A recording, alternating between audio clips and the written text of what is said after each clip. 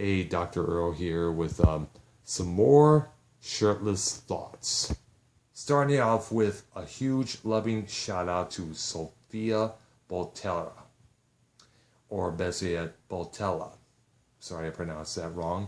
She is probably for being just the simply hottest, sexiest heel in the movies. She was the mummy in the Tom Cruise reboot of The Mummy this year. She's going to be in the forthcoming Atomic Blonde with Charlize Theron. And she was also in a movie called Kingsman: The Secret Service, an action-packed movie that takes place in England. And so I want to give a loving shout out to this gal for simply being the only movie villain that gave me a complete boner. I said that on Twitter, and I think I said it somewhere else. But then again, could you blame me? Teen Vogue has put out an article that's getting a lot of press and also getting a lot of heat. It's called Anal Sex and All You Need to Know How to Do It Right. Why in the fucking hell is Teen Vogue giving advice on anal sex?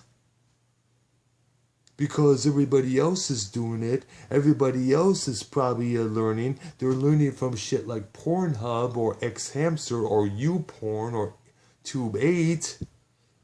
Yeah, but here's the thing. Teen Vogue is aimed at 17, 18, or 16-year-olds. Think about that. Now, I'm not saying it's wrong for you to do anal sex, but at least wait till you're older, okay? That's like, I have no more words. I'm just like, fucking dumbfounded on this shit. My suggestion for all these record labels out there putting albums out on vinyl, like again what they're supposed to do, can I suggest a little something? How about releasing some stuff that by artists that nobody knows about? Like, for example, Black Sabbath. You notice on vinyl they have been reissuing the stuff with Ozzy Osbourne on vocals. But yet we have yet to see the stuff they did with Dio, Ronnie James Dio that is, on vinyl. We have yet to see the stuff that was done with Tony Martin on vocals, or better yet, my favorite, the one with Ian Gillan on vocals. How about some of you record labels releasing those albums? Other than listening to the same Sabbath songs like Sweet Leaf, Paranoid, and Iron Man, how about having them check out the albums like Tyr, Tyr, Headless Cross, Born Again, Cross Purposes, Dehumanizer? How about those albums? Release those on vinyl, okay?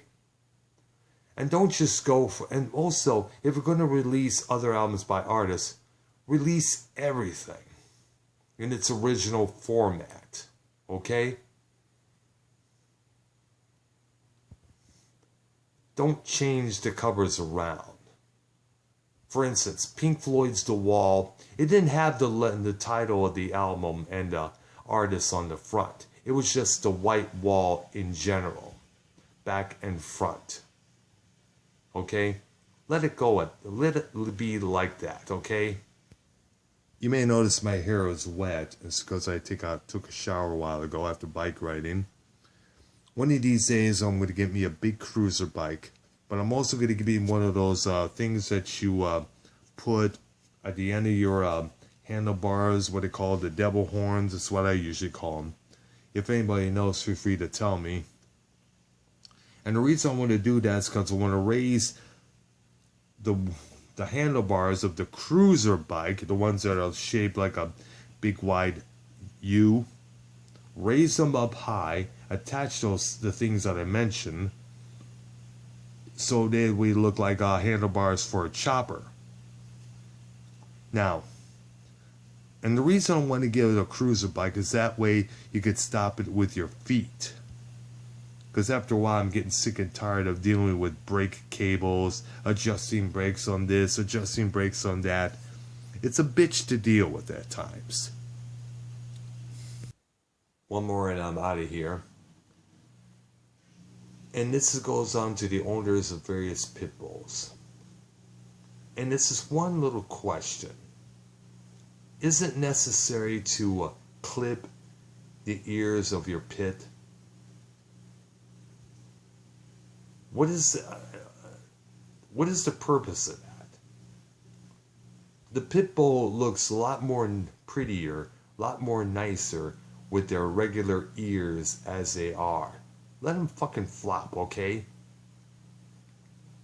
If it's meant to make the pooch look more fierce, look more menacing, and I'm sorry, it doesn't work that way. It makes them look like dorks. Now, I love pit bulls. I never had an issue with them. In fact, probably hours from now, I'm planning on taking our dog Boo Boo to the dog park. And hopefully, though, there's this one pit bull, female pit bull, who always gives me props and love every time she sees me. I'm hoping she'll be there. And she's a pit. I'm also want to give a shout out to little Daisy, who was also a female pit bull back in Detroit. She would come up to me, you know, want to climb on my lap, want to give me kisses and all that. So I kind of miss her. I know she's a full-grown lady now. I should contact somebody, a couple people I know there, and find out how she's doing. She was. I wish if I could have taken her from Detroit over here in Texas. But alas, gotta have to pay extra, and extra we didn't have at that time. I'm Dr. Earl. Subscribe to my channel. Thank you for watching. Crank it. And don't break it. Oh, one more thing.